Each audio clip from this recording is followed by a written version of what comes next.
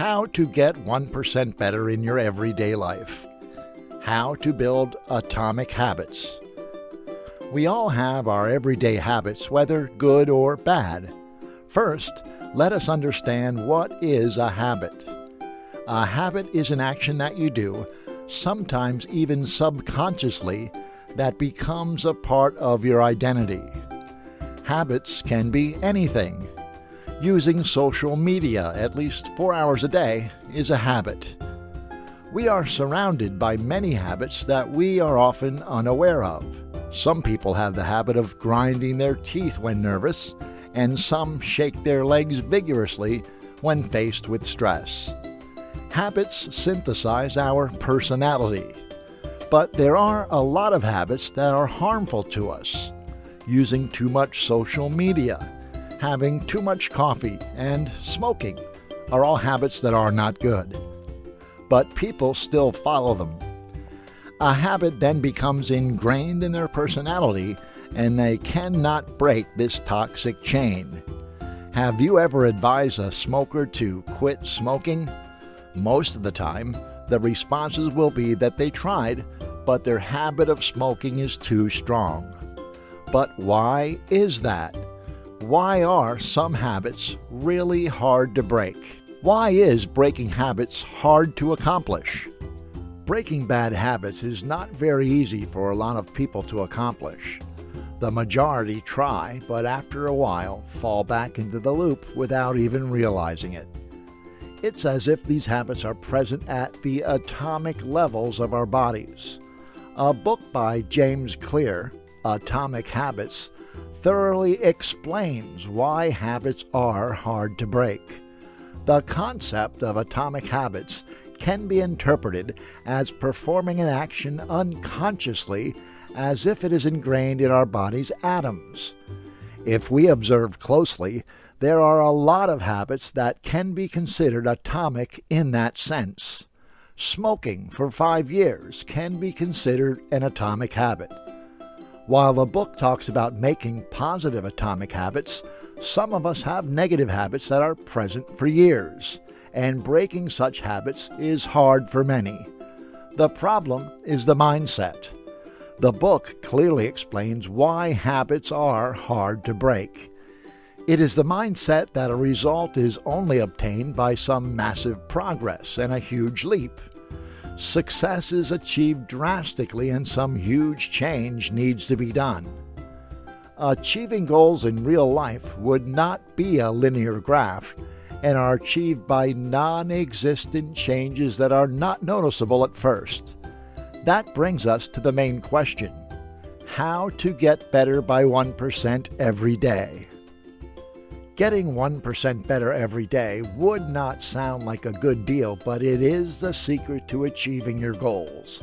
The book Atomic Habits explains that a greater change is accomplished by making molecular changes in your habits. Consistency is the key. As James Clear explains himself, quote, "Every action you take is a vote for the type of person you wish to become. No single instance will transform your belief, but as the votes build up, so does the evidence of your new identity." Unquote. James Clear argues that you can become 1% better each day if you stop focusing on your goal and rather focus on the system that leads to that goal. But what does that mean exactly? Is focusing on the system that would lead to your goal a better way to become 1% better?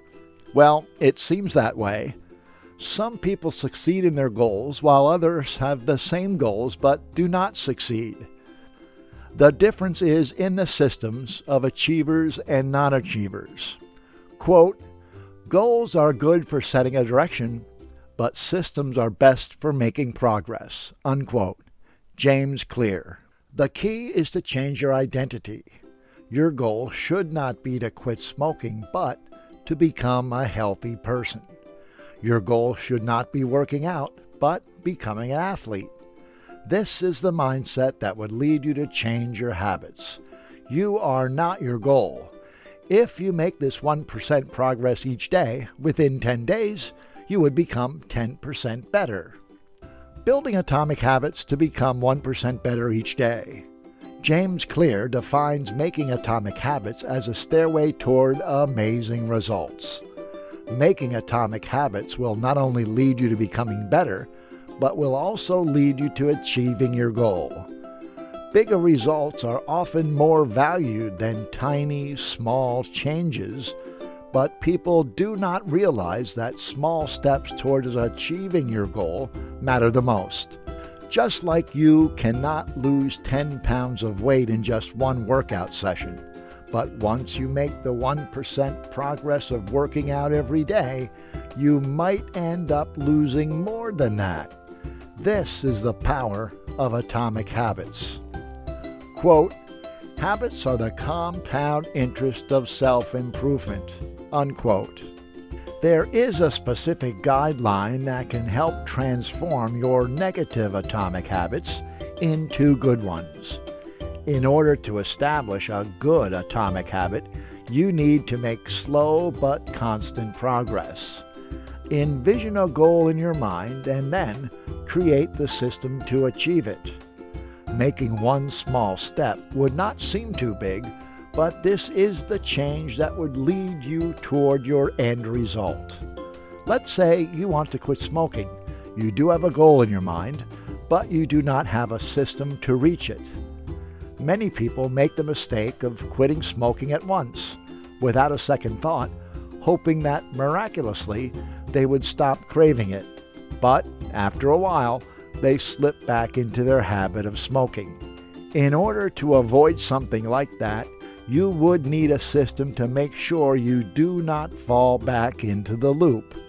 Small but steady progress is the way to go. The book provides a key guide on how to turn your bad habits into good ones, or how to get better by 1% each day. Recognition. First, you need to recognize your habits. You can only break a loop if you know you are in one. Realize that you are smoking and first just reflect on that. The steady realization will lead you to make your mind quicker. If you smoke 5 times a day, notice and reflect on it. This is the 1% better outcome for the first step.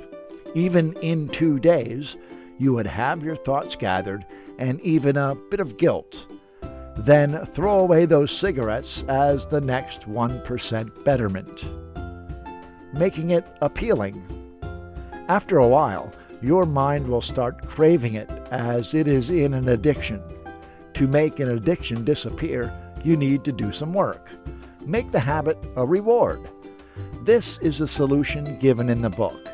Bind a bad habit with a good atomic habit. For example, convince yourself that you will smoke only after you study for 4 hours or work out. In this way, you are mixing your bad habit with an actual good one. And in this way, you will form a good atomic habit which makes you 1% better every day. Making atomic habits easy. You are less likely to smoke if you were to go out for a 3-mile radius, buy it from the shop, and then come home to smoke it. But if you have a lot of books surrounding a room, you are more likely to read out of boredom or even interest. Making good atomic habits easy while making bad habits harder to pursue is the key to becoming 1% better in the next step. Make your bad habits hard to pursue, in the meanwhile, making a good atomic habit easy to accomplish. Habits are formed when the least amount of effort is exerted. Making it rewarding. This is the final step in completely changing your identity and adding a positive habit to your life. Habits are formed just because they feel good to do. Scrolling through Instagram or smoking feels rewarding, and that is why our brain repeats it, to make it satisfying. Making your good habits feel satisfying and fun to do is the key to making them a habit. This way, you have become a better person who gets rid of his old habits and forms new ones. Feeling proud of yourself for completing a new book and making it seem rewarding can help to make it a permanent habit. In the same way, make your bad habits seem disappointing and unworthy. Building a negative mindset towards that habit is the key to losing. Just the thought of smoking makes you frown, then congratulations, you have successfully broken the habit. Once your brain loses interest in something, it will not repeat it. If you slip out of your habit or repeat a bad one, just don't waste your previous progress and continue on.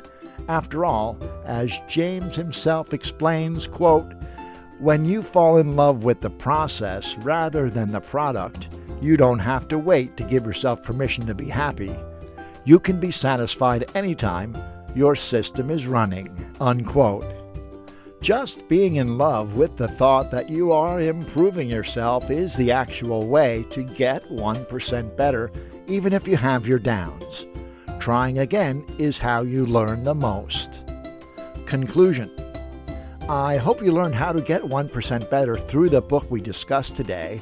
Make sure to like us and tell us about any other book you'd like us to talk about. Subscribe to our channel as we teach others how to get better in their life. If you want to get better and believe in second chances, then you'll like our channel, and we'll see you next time with a new motivational video. Bye for now.